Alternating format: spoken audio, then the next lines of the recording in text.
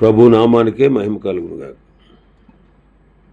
కూడొచ్చిన మీ అందరికీ కర్మల ఆత్మీయ సహవాస సంఘ విశ్వాసులందరికీ మన ప్రభువును ఆయన ప్రియ కుమారుడునైన యేసుక్రీస్తు వారి శ్రేష్టమైన నామములో శుభములు మరియు అందరికీ వందనాలు. ఇర్మియా గ్రంథం 49వ అధ్యాయాన్ని మనం ధ్యానం చేసుకుంటాం. ఇర్మియా గ్రంథం 49.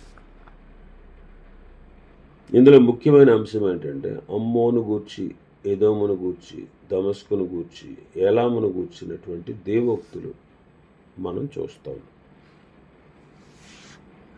29 వచనాలు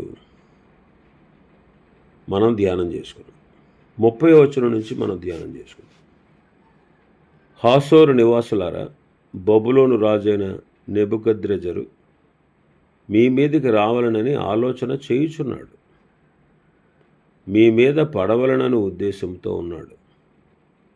యెహోవా వాక్కు ఇదే: పారిపోవుడి, బహు లోతున వెళ్ళుడి, అగాధ స్థలములలో దాగుడి. హాసోరు నివాసులారా, బబులోను రాజు నెబుకద్రెజరు మీ మీదకి రావాలనని ఆలోచన చేయుచున్నాడు. మీ మీద పడవలనని ఉద్దేశంతో ఉన్నాడు. పారిపోండి, బహు లోతుకు వెళ్ళిపోండి, అగాధ స్థలములలో దాక్కోండి అంటున్నాడు.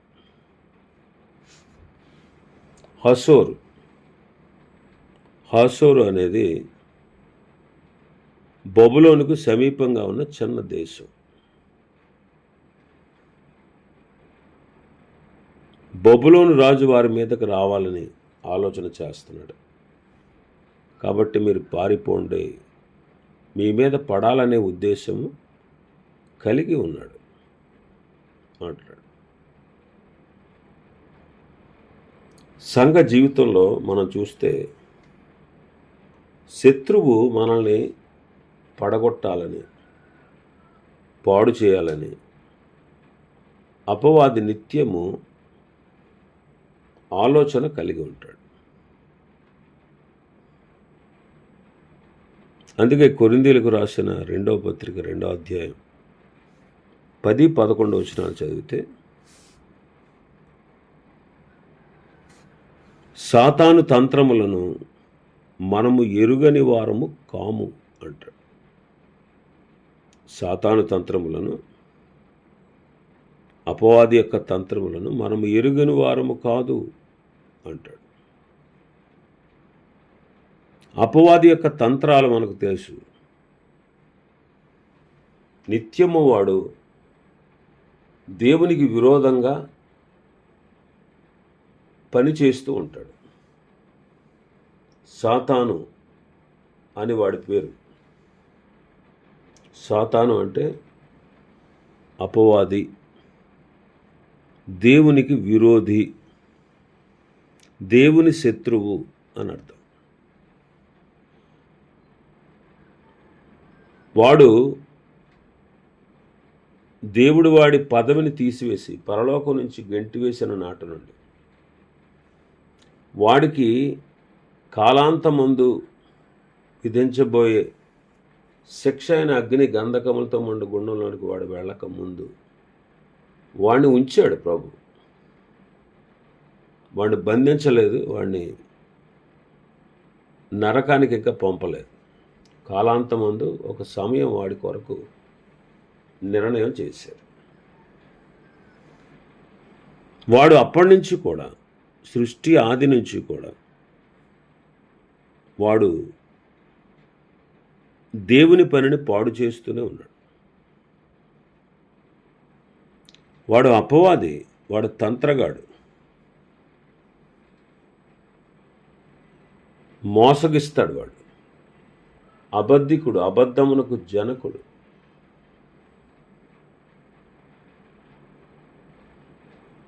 వాడు దేవునికి విరోధి. వాడు దేవునికి విరోధంగా పనిచేస్తూనే ఉంటాడు. కాబట్టి అపవాది తంత్రములు మనము ఎరుగని వారము కాము. అందుకే అపవాది తంత్రములు ఎదిరించుటకు ఏం చేయమన్నారు? అపొస్తలుడైన పౌలు గారు ఎఫెసీ పత్రిక 6వ అధ్యాయంలో చెప్పారు, మీరు అపవాది తంత్రములను ఎదిరించుటకు శక్తివంతులగునట్లు దేవుడిచ్చు సర్వాంగ కవచము ధరించుకొనుడి. దేవుడిచ్చు సర్వాంగ కవచం, సత్యమనే దట్టి, నీతి, సువార్త, విశ్వాసము, రక్షణ, దేవుని యొక్క వాక్యము, ప్రార్థన, విజ్ఞాపన, ఇవి ఆయుధాలు. ఎవరిని ఎదిరించుటకు? శత్రువుని ఎదిరించుటకు. వాడు వేసే అగ్ని బాణాలను, వాడి బలాన్ని చల్లార్చుటకు ఇది కవచంలా పనిచేస్తుంది ఇవన్నీ కూడా. కాబట్టి మనం దేవుడిచ్చు సర్వాంగ కవచాన్ని ధరించుకొని అపవాది తంత్రములను ఎరిగి వాడిని ఎదిరించాలి. కాబట్టి మనం ప్రభువైన యేసుక్రీస్తును ధరించుకున్న వారమే. శరీర విషయంలో ఇక మనం ఆలోచన కలిగి ఉండకూడదు. ఇక్కడ ఈ వచనంలో పారిపోడి బహు లోతుకు వెళ్ళుడి, అగాధ స్థలములలో దాక్కోండి.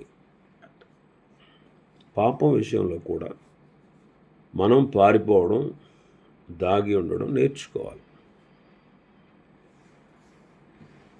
కొరింథీయులకు రాసిన మొదటి పత్రిక 6వ అధ్యాయంలో మనం చదువుతాం 6:18, జారత్వమునకు దూరముగా పారిపోడు. జారత్వమునకు బహు దూరంగా పారిపోండి. తిమోతి మొదటి పత్రిక 6వ అధ్యాయంలో మనం చదువుతాం 6:10, ధనాపేక్ష సమస్తమైన కీడులకు మూలం. కొందరు దాన్ని ఆశించి విశ్వాసం నుండి తొలగిపోయి నానా బాధలతో తమను తామే పొడుచుకున్నారు. దైవజనుడైనటువంటి తిమోతితో చెప్తున్నారు పౌలు గారు, దైవజనుడా నీవైతే వీటిని విసర్జించు అంటాడు, అని విడిచి పారిపో అంటాడు. కాబట్టి ధనాపేక్ష నుంచి దూరంగా పారిపోవాలి.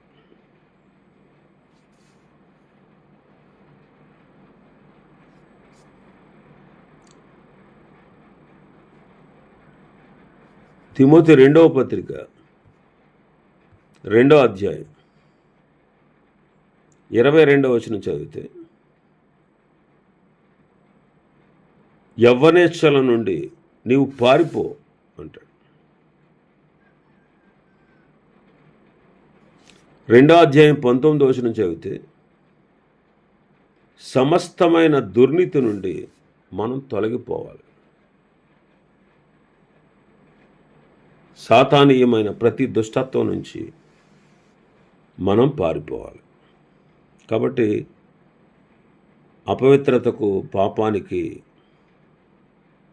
మనం దూరంగా ఉండాలి. ఇంకా మన భాగంలోకి వస్తే 31వ వచనం, మీరు లేచి ఒంటరిగా నివసించుచు గుమ్మములు పెట్టకయు గడియలు అమర్చకయు నిశ్చింతగాను క్షేమముగాను నివసించు జనముల మీద పడుడి. మీరు లేచి ఒంటరిగా నివసిస్తూ గుమ్మాలు పెట్టకుండా గడియలు అమర్చకుండా నిశ్చింతగా క్షేమంగా నివసించే జనుల మీద పడండి అంటారు. నిశ్చింతగా నివసించే జనుల మీద. నిజమే, సైతాను మనల్ని కూడా మన మీద కూడా దాడి చేస్తాడు. మనం ప్రభువుని బట్టి నిశ్చింత కలిగి ఉన్నాం. ఆయనలో మనం భద్రపరచబడి ఉన్నాం. మరి సాతాను సంబంధమైన ప్రతి విధమైనటువంటి కారణాలకు మనం భయపడాల్సిన అవసరం లేదు. ప్రభు ముందే చెప్పారు, యోహాను సువార్త 16వ అధ్యాయం 33వ వచనం,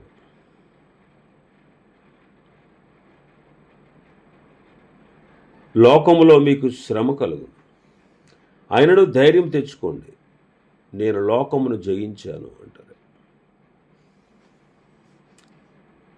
ఇంకా మనం చూస్తే పరిశుద్ధ గ్రంథంలో కొరింథీయులకు రాసిన మొదటి పత్రిక 10వ అధ్యాయం 13వ వచనంలో మనం చూస్తే, సాధారణంగా మనుషులకు కలుగు శోధన తప్ప మరి ఏది మీకు సంభవింపలేదు. దేవుడు నమ్మదగిన వాడు, మీరు సహింపగలిగినంతకంటే ఎక్కువగా ఆయన మిమ్మల్ని శోధింపబడనీయడు. అంతేకాదు, సహింపగలుగుటకును శోధనతో కూడా తప్పించుకునే మార్గాన్ని ఆయనే కలుగజేస్తాడు.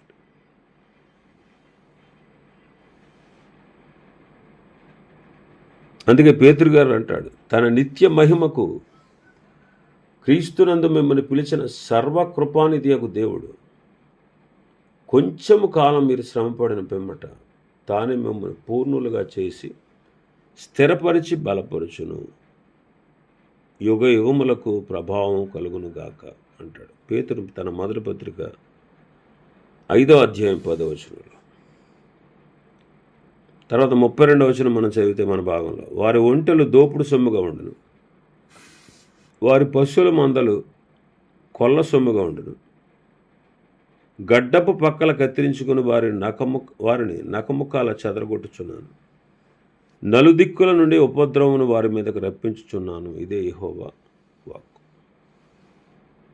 నలుదిక్కుల వారి మీదకు ఉపద్రవము రప్పించబోతున్నాను. వారు కొల్ల సొమ్ముగా ఉంటారు, వారిని చెదరగొడుతున్నాను.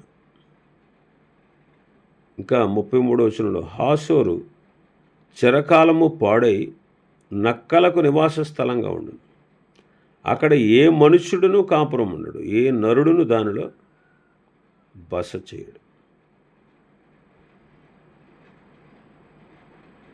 హాసోరు శత్రువుల దాడి నుండి తప్పించుకోవడానికి ఎంత ప్రయత్నించినా దానికి నాశనము తప్పదు.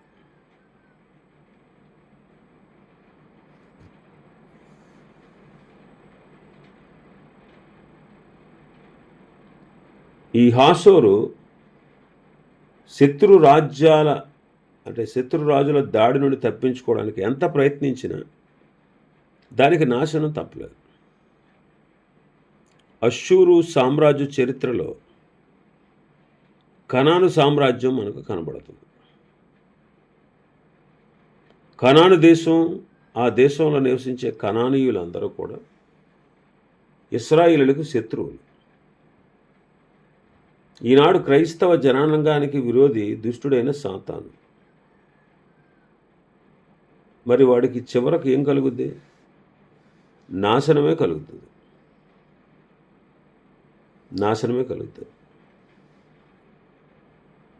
వాడి నాశనం మనం కనులారా చూస్తాం. క్రైస్తవ జనాంగానికి విరోధి అయినటువంటి దుష్టుడైన సాతానుకు చివరకు నాశనం కలుగుతుంది, మనకు శుభప్రదమైన నిరీక్షణ కలుగుతుంది. నూతన భూమి, నూతన ఆకాశం కొరకు మనం కనిపెడుతున్నాం. నిత్యము ప్రభువుతో పాటు ఉంటాం. ఇదే మన శుభప్రదమైన నిరీక్షణ, జీవముతో కూడిన నిరీక్షణ. ఆ నిరీక్షణను బట్టి మనం ప్రభువుని స్తుతించాలి. ఇంకా 34, 35 వచనాలు మనం చూస్తే, యోధా రాజైన సిద్కియా ఏలుబడి ఆరంభంలో యెహోవా వాక్కు ప్రవక్త అయిన ఇర్మీయాకు ప్రత్యక్షమై ఏలామును గూర్చి ఇలాగు సెలవిచ్చెను. సైన్యములకు అధిపతియగు యెహోవా సెలవిచ్చినదేమనగా, నేను ఏలాము యొక్క బలమునకు ముఖ్యాధారమైన వింటిని విరుచుచున్నాను.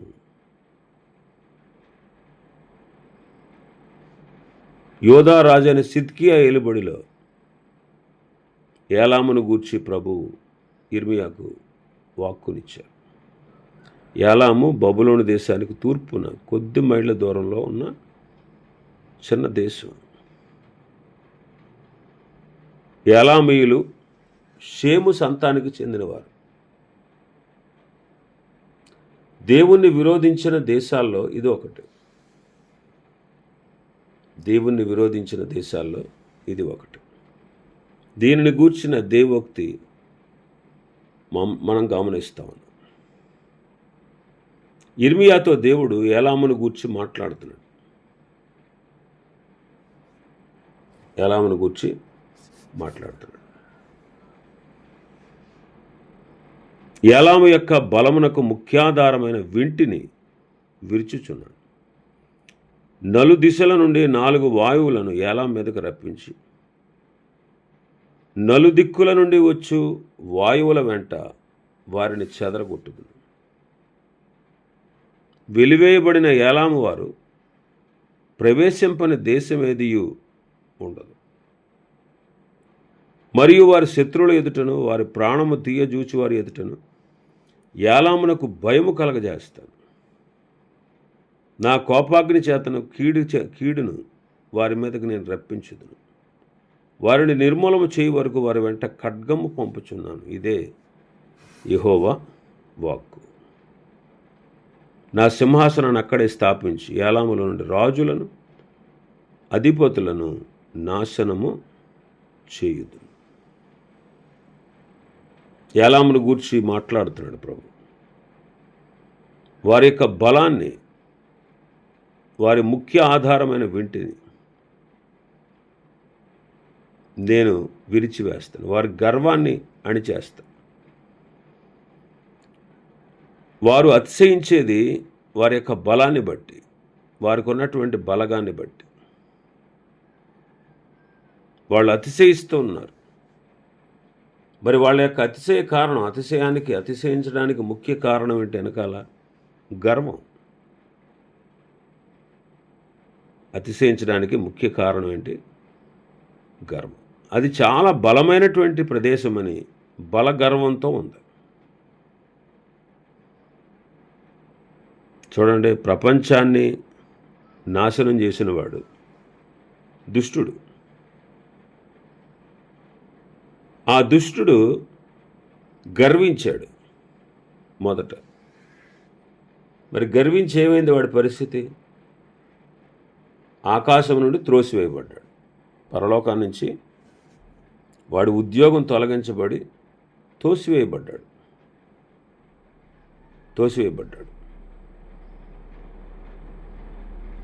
వాడికి గర్వంతో వాడున్నాడు. వాడు గర్వంతో ఉన్నాడు. యెహెజ్కేలు గ్రంథం 28వ అధ్యాయం 17వ వచనం. నీ సౌందర్యాన్ని చూసుకొని నీవు గర్వించి నీ తేజస్సును చూచుకొని నీ జ్ఞానమును చెరుపుకున్నావు. కావున నేను నిన్ను నేలను పడవేసేదను. రాజులు చూచుచుండగా నిన్ను హేళనకు అప్పగిస్తాను. నీ తేజస్సును చూచుకొని నీ జ్ఞానాన్ని నువ్వు చెరుపుకున్నావు. నీవు నీ సౌందర్యాన్ని చూచుకుని గర్వించావు. జ్ఞానం ఉప్పొంగ చేస్తుంది. జ్ఞానం కాబట్టి గర్వం అన్నమాట. 11వ వచనం నుంచి మనం చదివితే యెహెజ్కేలు గ్రంథం 28:11 నుంచి. తూరు రాజును గూర్చి అంగలార్పోసిన వ్యక్తి ఇలాగ ప్రకటించు. ప్రభువైన యెహోవా సెలవిచ్చినదేమనగా, పూర్ణ జ్ఞానము సంపూర్ణ సౌందర్యము గల కట్టడములకు మాదిరివి. నీవు దేవుని తోటకు ఏదేనులో నీ వంటివి. మాణిక్యము, గోమేధికము, సూర్యకాంతమణి, రక్తవర్ణపు రాయి, సులిమాని రాయి, మరకతము, నీలము, పద్మరాగము, మాణిక్యమును అమూల్య రత్నములతో బంగారంతో నీవు అలంకరింపబడి ఉన్నావు. నీవు నియమింపబడిన దినమున పిల్లల గ్రోవులు వాయించువారు నీకు సిద్ధమయ్యారు. అభిషేకం నందిన కెరూబుపై ఒక ఆశ్రయముగా నీ వంటివి. అందుకే నేను నిన్ను నియమించాను. దేవునికి ప్రతిష్ఠించబడిన పర్వతం మీద నీవు ఉన్నావు. కాలుచున్న రాళ్ల మధ్య నీవు సంచరిస్తున్నావు.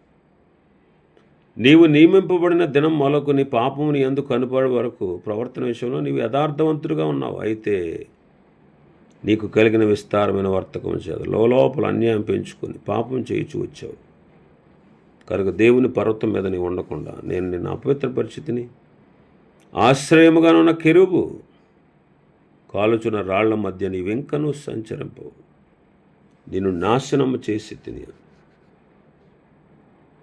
యెషయా గ్రంథం 14లో కూడా ఈ అపవాదుని గురించి మనం చదువుతాం.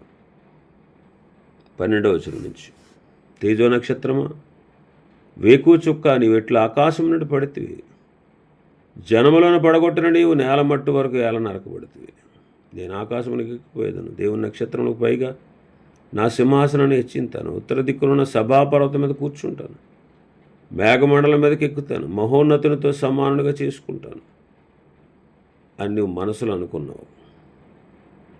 నీవు పాతాళమునకు నరకంలో ఒక మూలకు త్రోయబడతావు. కాబట్టి జనాలను వణికించాడు వాడు, భూమిని కంపింపజేశాడు, రాజ్యాలను వణికించాడు, లోకాన్ని అడవిగా చేశాడు, దాని పట్టణాలను పాడు చేసినవాడు. తాను చెరపట్టిన వారిని తమ నివాస స్థలమునకు పోనీయకుండా ఆపినవాడు వీడు. అలాంటి వాడు పతనమవడానికి గల కారణం వాడిలో ఉన్న గర్వం. ఈనాడు విశ్వాసులకు కూడా గర్వం గొప్ప నష్టాన్ని కలగజేస్తుంది. నాశనమునకు ముందు గర్వం నడుస్తుంది, పడిపోటుకు ముందు అహంకారమైన మనస్సు ఉంటుంది, ఘనతకు ముందు వినయం ఉంటుంది.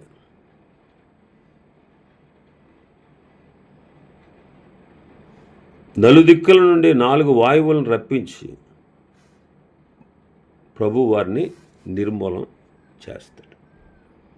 అయితే చివరిగా దేవుని ప్రేమ కూడా కనబడుతుంది. 39వ వచనంలో, అయితే కాలాంతమున చెరపట్టబడిన ఏలాము వారిని నేను మరలా రప్పించేదను, ఇదే యెహోవా వాక్కు. శిక్ష ఎందుకండి ఇవన్నీ?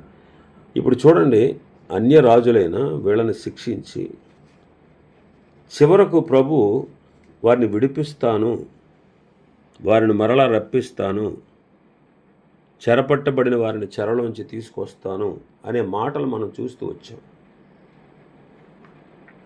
ఇక్కడ చెప్పబడినటువంటి అమ్మోను అంతే, ఎదోము, దమస్కు, ఏలాము వీళ్ళ దేవుని పిల్లలే. వీళ్ళు కూడా దేవునికి శత్రువులుగా నడుచుకున్నారు. అయితే దేవుణ్ణి ఎరగని వారుగా ఉన్నారు. అందుకే వారిని శిక్షించి మరలా వాళ్ళ మీద జాలి చూపడం. 39వ వచనం అదే, కాలాంతమున చెరపట్టబడిన ఏలాము వారిని నేను మరలా రప్పించేదను, ఇదే యెహోవా. అంటే ఆయన తన టైం ప్రకారంగా ప్రతి ఒక్కరిని కూడా విడిపించి సహాయం చేయగల. ఎందుకు శిక్షించాడు అంటే, మనలో ఉండేటువంటి మనలో కూడా దేవుడు ఎందుకు శిక్షిస్తాడు?